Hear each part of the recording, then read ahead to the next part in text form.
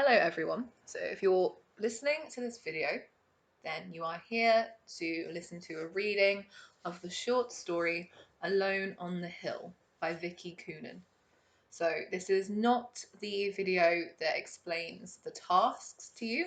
Okay, you can find that video also on the Haverstock English YouTube channel, and Miss Prescott can be found there taking you through this week's tasks.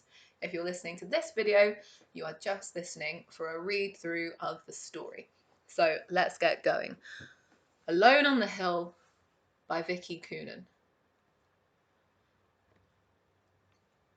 The house had stood vacant for untold years, isolated and alone in the middle of the forest. Off a small dirt track, which wound up and up and up the face of a steep cliff, it looked out over the land, a sentinel of the woodland, watching all that happened amongst the trees. It used to stand tall and proud, rigid and stoic in the face of everything and anything. It had weathered storms and stood fast during earthquakes. It had been a protector, a guard, a companion, but no longer. The once magnificent house was now a ramshackle shell of its former glory.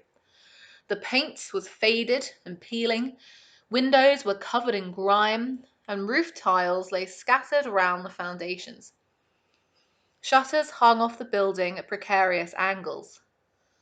The wood panelling was cracked and coming away altogether in some places, the planks lying hidden in the tangle of vegetation below. The floorboards of the porch were rotten, and in some places completely collapsed. The soldier was injured and alone, huddled over against the battering elements, unable to keep the enemy from advancing.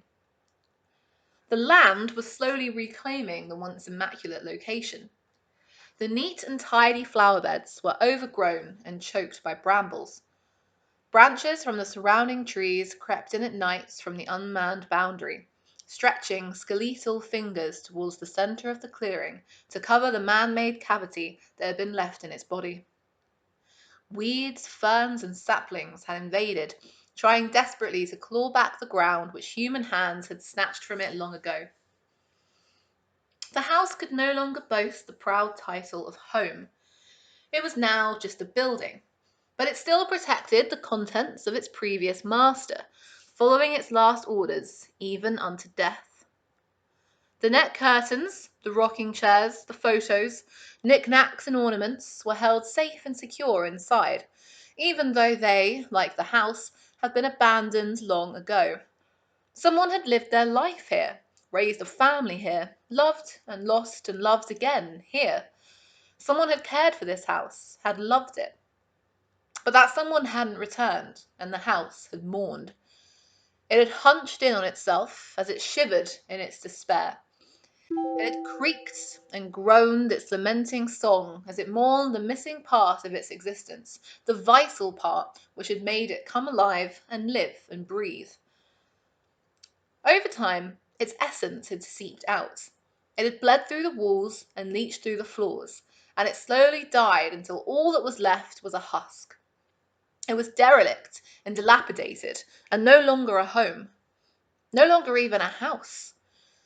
It was just four brick walls, barely held together with mortar, nails, and wood.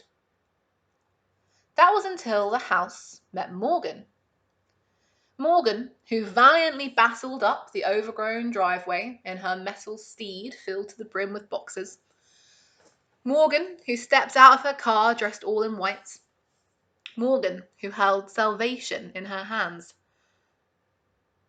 She looked at the house with a smile and tenderness in her eyes. As she pulled it from her pocket, her keyring jangled loudly like a jubilant cry which echoed the house's soaring soul. She slotted the key in the lock, and the house tried desperately to remember how the mechanism worked, but in its excitement it took far longer than it should have. Eventually, the lock tumbled hurriedly, and the door swung open with a sigh of relief. The walls trembled with enthusiasm as Morgan stepped over the threshold. The house eagerly greeted its new guest, its new owner, its new master. and awaited its new mission. Okay, thank you for listening. That's your reading of the story. Once you've listened to this, if you haven't already, I recommend that you have a look at the introduction video to the week's tasks. In the Word document, if you just keep scrolling down, you'll see all the questions you need to answer here. All right, enjoy and stay safe, everyone.